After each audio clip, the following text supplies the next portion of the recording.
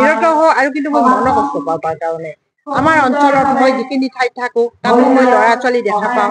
সন্ধিয়া মই ঘৰৰ ওপৰৰ পৰাই দেখি পাওঁ যে তাতে কালভাৰ্টত বহি মদ ভাং খাই থাকে। কিন্তু মই পাৰিব লাগিছিল, মই এজন মানে সমাজৰ উপযুক্ত সদস্য হিচাপে মই পাৰিব লাগিছিল সিহঁতক এইটো নিয়ন্ত্ৰণ কৰা, কিন্তু মই নোৱাৰো সেইটো কৰিব। আৰু সেইবিলাক মনকষ্টৰ কাৰণে মই ভাবিলো যে কিতাপ আকাৰে যদি মই আধ্যাত্মিকতা কেনেধৰণে আমি বিকাশ সাধন কৰিব পাৰো, ল'ৰা ছোৱালী কেনেধৰণে বিকাশ সাধন কৰিব, তাৰ কাৰণে যদি কিতাপ আকাৰে মই কেইটামান প্ৰবন্ধ পাতি লিখি প্ৰস্তুত কৰি উলিয়াও, নিশ্চয় এচাম হলেও সেই কিতাপখন পঢ়িব আৰু পঢ়ি উপকৃত হ'ব। গতিকে তেনেকুৱা সেই দিনতে যেতিয়া আধ্যাত্মিকতাৰ বিকাশ সাধনৰ বাবে তেওঁলোকে পৰামৰ্শ আগবঢ়াইছিল আৰু সেইবিলাক আমি ছাত্ৰ ছাত্ৰীক শিকাইছিলো, শিকালেও মই ভাবো যে এইবিলাক আমি বাস্তৱতে কিতাপৰ জ্ঞানহে দিছো, পৰীক্ষাত পাছ কৰাৰ বাবেহে আমি তেওঁলোকক এই জ্ঞানখিনি প্ৰদান কৰিছো। বাস্তৱ ক্ষেত্ৰত সমাজত কিন্তু তেওঁলোকে এইবিলাক কোনো অনুশীলন কৰা নাই।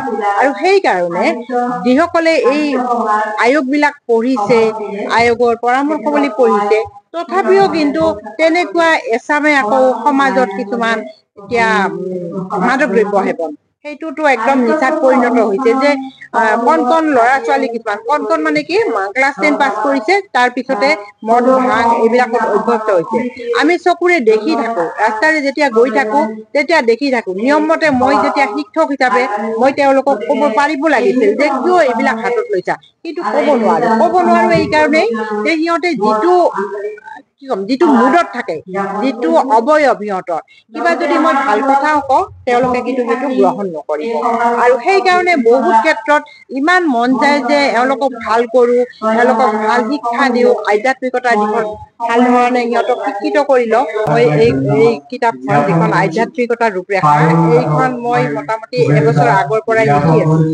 লিখি থাকি DTP কৰিলো, DTP কৰাৰ পিছত সাহিত্য চৰ্চা কেন্দ্ৰৰ মই সহায় ললো কিতাপখন পাব্লিছ কৰিব নেকি।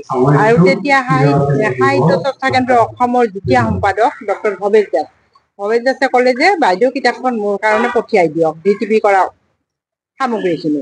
আৰু মই সেইমতে তেওঁৰ তাতে পঠিয়াই দিলো। আৰু তেওঁ আৰু যুটীয়া সম্পাদক ডক্টৰ পৰিতোষ চক্ৰৱৰ্তী, তেওঁলোক দুজনে মিলি তেওঁলোকৰ যিটো নিয়মীয়া প্ৰিণ্টাৰ্ছ আছে তাতে তেওঁলোকে কিতাপখন পাব্লিছ কৰি উলিয়ালে। গতিকে মই তাৰ কাৰণে অতিশয় আনন্দিত হৈছো যে সাহিত্য চৰ্চা কেন্দ্ৰ অসমৰ নিচিনা এটা অনুষ্ঠানে মোৰ কিতাপখন প্ৰকাশ কৰিলে, আৰু তাৰ কাৰণে মই গৌৰৱান্বিত। বৰ্তমান সমাজখনত আমি জানো যে প্ৰমূল্যবোধ, যিটো নৈতিকতা, অন্যায় অবিচাৰ, এইবিলাক মানে এনেকুৱাকে গা কৰি উঠিছে যে প্ৰমূল্যবোধ নোহোৱাই হৈছে, অৱক্ষয় ঘটিছে।